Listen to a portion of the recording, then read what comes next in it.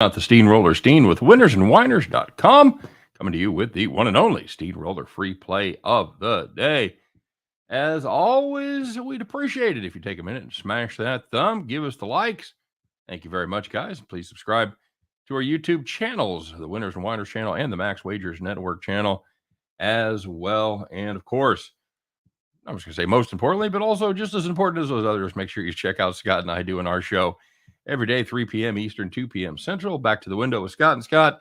We do it live, talk to you, lay out our favorite plays, and of course, save our Bet the Farm play for the very end. So check out that if you would. And naturally, we want to know what you're playing, whatever you got cooked up. Put those plays in the comment section. You get them right, make a profit.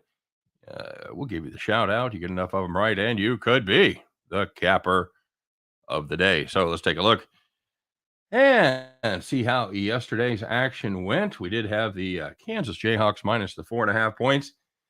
Guys, I told you how this one was going to go. You could play tight with Kansas for about 30 minutes, but it said extra 10 minutes it could beat you, and it happened to be the first 10.5 minutes of the game. KU was up by 15 at the 9:30 mark, and the game, for all intents and purposes, was over. They played them even the rest of the way. Villanova goes -1 for the last 29.5 minutes, but it wasn't enough. KU had pretty much salted it away early with a flurry of 3-point shooting, and then McCormick took care of business late. I think he was 10 for 12, including the dunk that he missed that I was screaming at him for doing anyway. So, winner there. The premium side had Villanova team total under 64. Sean, you talking about the KU total?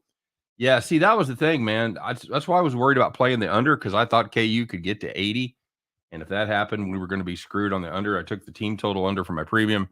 Had 64. Landed 65. I know Reichel had it 64.5. He loses by the hook. They rattled in the three-pointer there with about a minute to go. And that was the only one we needed to miss.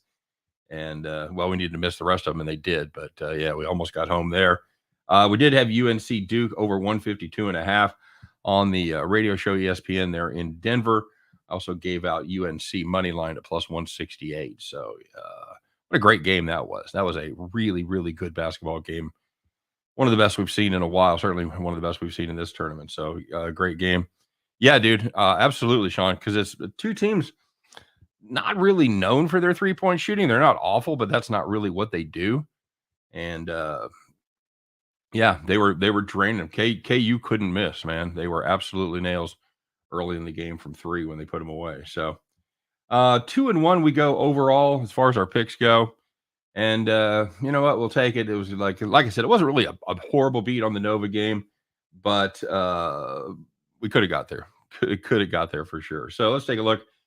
See what we got cooked up for today, guys. Going to take a look at the NBA. Portland, San Antonio. We're going to take San Antonio Spurs team total over 123. Mainly, this is going to be a fade of the Blazers defense. That defense has been awful all season. They've given up 115.1 points per game. That's 28th in the NBA, but they have found some way to find a worse, even shittier gear for that defense, and they look like they're determined to stay there. Last 20 games, they have given up a 128.2. In none of those 20 have they given up less than 115. Only 5 times did they give up less than 123. Spurs, they're not great on offense, but they have unlocked the key against the Blazers. They've averaged 125.7 in the 3 games against Portland. And most recently, on March 23rd, they put up 133. And then Friday night, they put up 130. So with this current iteration of the Blazers defense, San Antonio has had a ton of success. And speaking of that, Portland is just a shadow of their former self. As far as the offense goes, their top 6 scorers for the year are either traded or gone for the season. That is going to equate to more opportunities for San Antonio and more points. Finally, Spurs actually playing for something. They're in the 10 spot right now. They're a game up on the Lakers, and they just need to hold off LA 4 or 5 more games. It's going to be all hands on deck for the next week and a half or so. And I think the Spurs, they care very much about this game.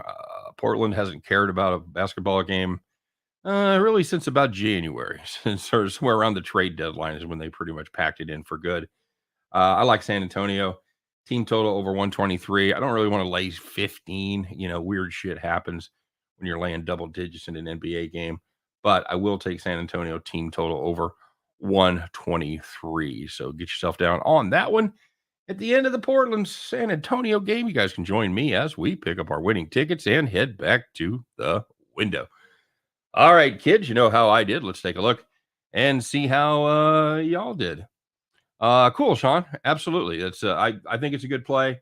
Like I said, Spurs not great on the offensive side, but this Portland defense is just so dreadful, dude. They just are. What just happened? Put a great question out there. So he's doing more live betting. Do we count the results? You know, this is obviously just for bragging rights. We've talked about a contest that we've got coming down the pike that we're going to do on a daily basis, and we're going to get that cooking. But for now, we don't put them in because it's obvious everything's on the honor system, obviously. But live betting just gets a little too sketch when you can put things in during the game. So if you want to put your results in, that's fine. It's just probably, in fact, I won't throw it in for capper of the day. But I always want to hear how you're doing. You know, Scott and I, we make the majority of our money live betting, and I think it's the way to go. It's certainly the way bets are starting to go as far as action and handle goes. So I would highly advise you, if you have the opportunity, to definitely check out live betting. Look into middles arbitrage situations as well. We're going to give a retro shout out to Browns backer. Browns backer said he also went 4-0 on Friday, but luckily he was good enough to put them all together. Hit a parlay at plus 817. Nicely done, Browns backer. Nicely done indeed. As far as today goes, Max Garcia, really fine day. He also had North Carolina on the money line. He goes 1-0 plus 840. Legion of Picks stopping by 3-0 plus 500. Ho hum, another perfect day for Legion. What just happened? Hey, a nice day for him. Going 3-1 plus 190. By the way, what just happened? I know you mentioned it the other day. I finally saw it on my computer on my big screen. I saw your new profile picture. Love the hat, dude. I gotta get one of those, man. The straw hat, you know, that's not every day. I gotta get a cool hat like that for every day.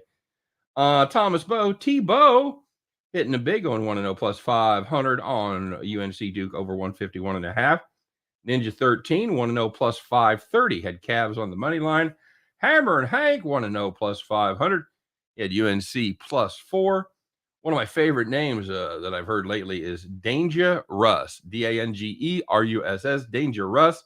He goes 1-1, and he got juiced. But I do give Danger Russ extra credit for having a cool icon picture of Robert Johnson. So well done, my friend. Well done indeed. And finally, Dr. Brown, the doc was in today. He goes 3-2 plus 49. But capper of the day, it's a two-way tie, guys. It's the time traveler, Derp. Dude, are you on fire or what? 1-0 plus 1,300. Hit a two-team parlay with KU minus 4.5 and UNC Duke over. And Brian's bucket, nicely done, Brian. He said, thank him later. Hey, thanks, man.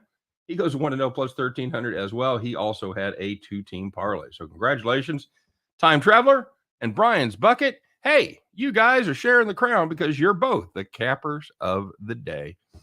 Congratulations to you guys. Congratulations to the rest of you that made a little money there on the NCAA. And then there was one game left. Savor it. Monday night, a couple of days of NBA. Then it's going to be baseball. So, and NBA, of course. So there you go. You guys have a great night. Good luck on all your plays. Hey, Sean, thanks for stopping by, man. Late in the morning. It's been a long day for me. So thanks for appreciate you stopping by and hanging out in the comment section.